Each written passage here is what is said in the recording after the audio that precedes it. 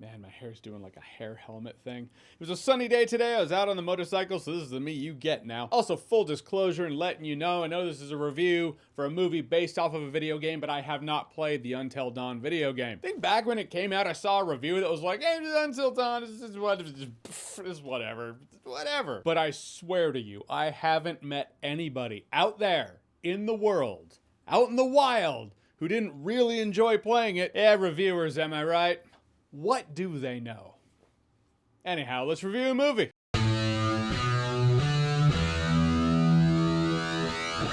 So Until Dawn, as I said before, is a video game based off of the film of the same name. A group of folks are on a trip because one of the girls in the group, her sister's gone missing, so they're looking for her. Or looking for closure. Anyhow, they happen upon this creepy house in which things are trying to kill them, and they have to survive. That's right, you guessed it, until dawn. But there's a catch though. Once they all get wiped, they respawn and they have to try again. So it's this rinse and repeat. You die, come back, kind of Groundhog Day, Happy Death Day, but not really. It's a little different. Point is, bunch of people in a creepy house getting killed over and over again, trying to survive until dawn. And I gotta say, for the first half of this movie, I was surprisingly enjoying myself. Not sure what I expected from a horror film in which the review embargo lifts the day of release, in which there was a screening I could have gone to for Until Dawn that happened at the same time the screening for The Accountant 2. None of it bodes well for the film. But for the first half, I was like, I'm shockingly having fun. Yes, in a way that shows how on the mark Cabin in the Woods was, this movie does play out as some sort of alternate scenario for Cabin in the Woods. They even have the guy at the gas station warning them, don't go up that way. And they're like, hey, let's go that way. Played by Peter Stormare, who is in the game. I know that. I think that's really cool. They got Peter Stormare to just be in the movie as well. It's cool that he did that. I don't know his net worth, but I like to think he did it because he's just that awesome. The premise was interesting. The kills, the deaths, they were fun. Had some jump scares where I was like, okay, we're doing this. The review embargo did lift today, so I expect some jump scares. Yeah, the group of characters were a bunch of dipshits. Again, not too unexpected. At a point, I was like, I should like at least one of you, but I don't. You're all just a bunch of meat sacks, and if I'm really lucky, you'll die in fun, bloody ways for my amusement. And yeah, they had some of that. I'm telling you, the first half of this movie, I was like, this might actually be good. What's with that late embargo? Oh, here we are. It's the second half of the movie in which this movie hits a wall. Not only did the movie over-explain itself, relied too much on exposition. I mean, you want there to be a plot in a movie.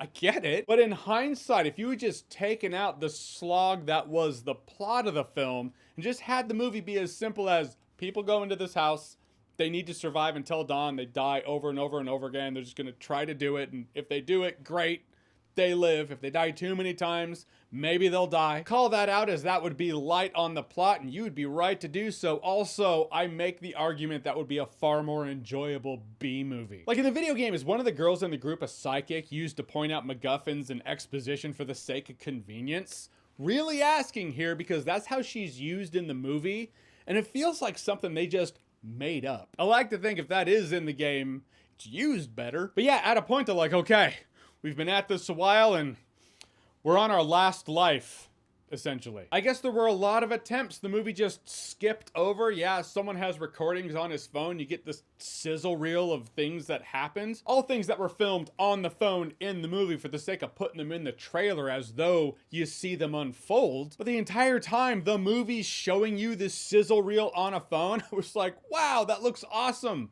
I would really have loved to see that unfold. I mean, there's something lame about everyone just waking up at a point and being like, okay, we're on our last life. The movie's basically told you, the audience, look, no one can die anymore. So you know the hook you've been enjoying, those fun deaths, rinse and repeat? Yeah, no more of that, so strap in for the far more boring version of the movie. And not in that live, die, repeat, or Edge of Tomorrow, whatever you want to call it, kind of way where they're going to the end game, but now the stakes are raised because he can't die anymore. You just took away the hook, and it's in a movie with characters I don't care about. The only saving grace is that I would watch them die. There's also this element of the movie that should have emotional payoff. Look, I know Zero's not technically a number, it's the absence of a number. But if I had to rate the emotional payoff in this movie from 1 to 10, the number I would give would be 0. However, the movie did get me interested enough to play the game. Because I was watching the movie going, wow,